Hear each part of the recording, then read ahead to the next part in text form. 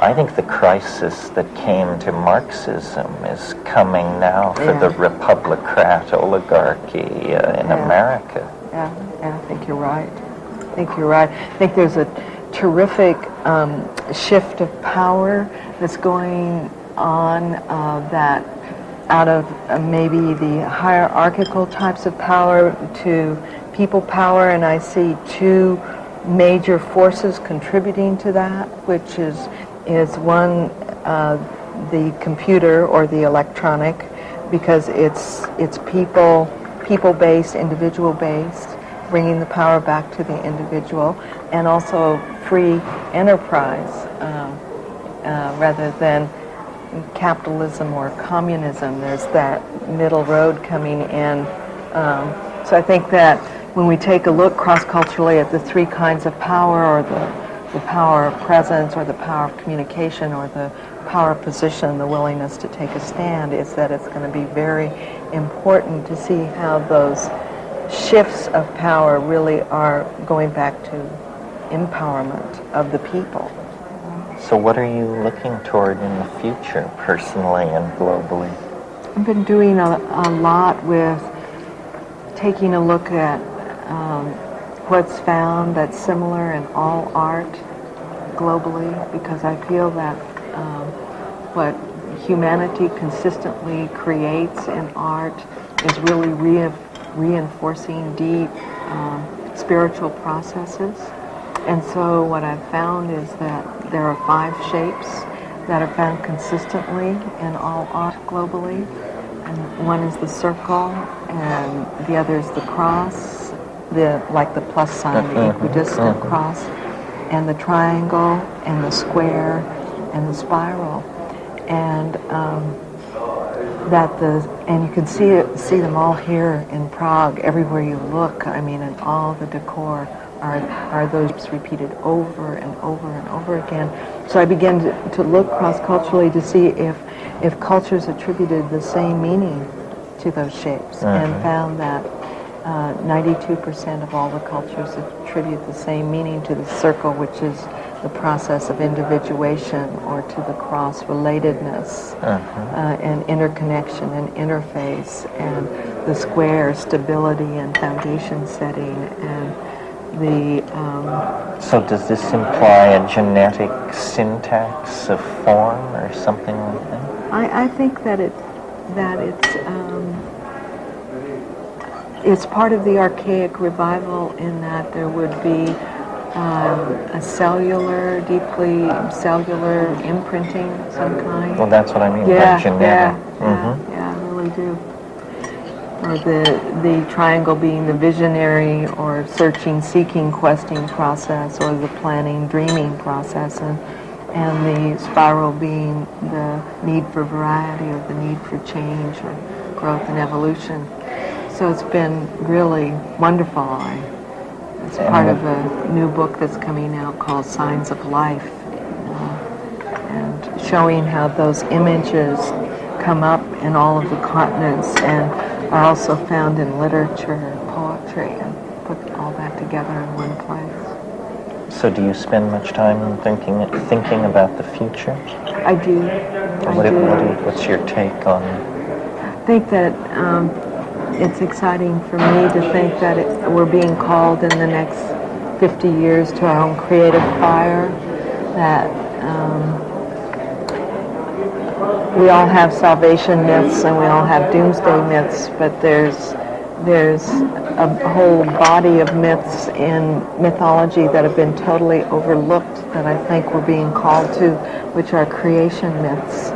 And what are the creation myths but stories about how to build new worlds internally and externally? And I think that for 2,000 years we've done the polarity dance, and we're moving into a both-and world rather than an either-or world. And I'm excited about the future, that if we can really move into the wisdom of the plant kingdom, and if we can move into the deep wisdom of nature as a mirror of our own nature, that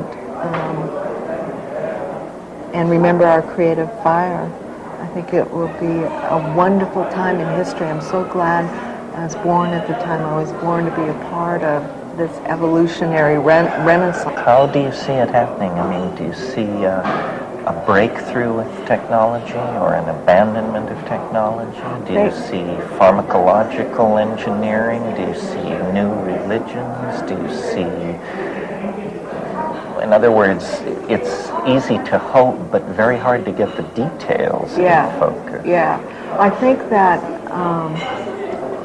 what I see is that there'll be both the bridging of the natural and the technological. So a more cellular technology, a more organic infrastructure. For sure. And I think that computers are here to teach us about those organic structures. I think that we're learning different kinds of systems to really see what are the inherent systems within nature and within our own nature. So to the degree that we can mirror nature, we can re-spiritualize, re-humanize technology and interpersonal relations. Which will be wonderful. I come right down the line on that. And to me, psychedelics are just simply the best catalyst, but anything which works should be pushed to the limit. Yeah, absolutely. And I don't know, I was just thinking that somehow we've got to think about possibilities. I was thinking about in the Rosicrucian era, which is very close here to Prague, is that they would often say you can count the seeds in an apple, but you can't count the apples in a seed. And I think we're moving in that era where we really,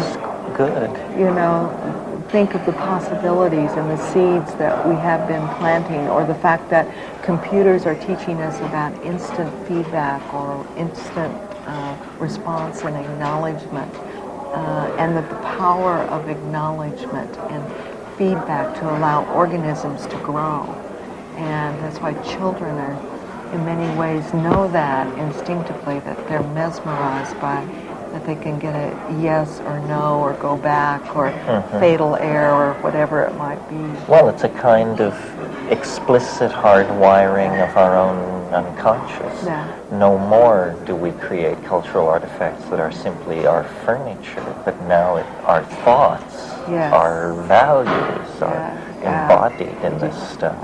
It's very exciting. It's very exciting. Yeah, it really is. I envision a future world where people are nomadic, aboriginal, physically perfect, living basically naked. But if you were inside one of these people's minds, you would see that when they close their eyes, there are menus hanging in space.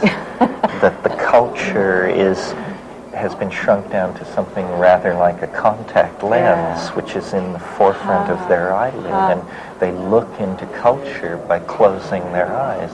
And when they open their eyes, nature in her radiance is all around. Absolutely. Well, it's great talking.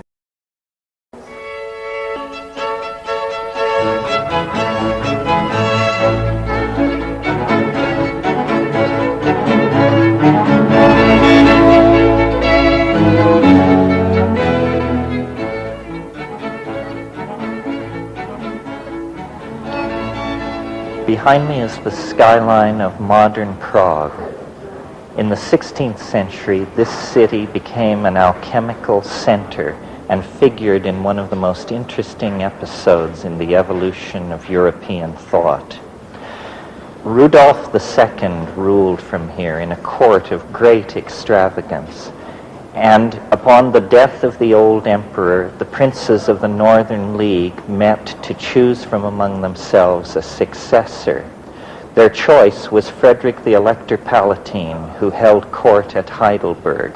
Frederick was all that a young prince of the Northern League could hope to be, surrounded by brilliant courtiers, married to a daughter of the King of England.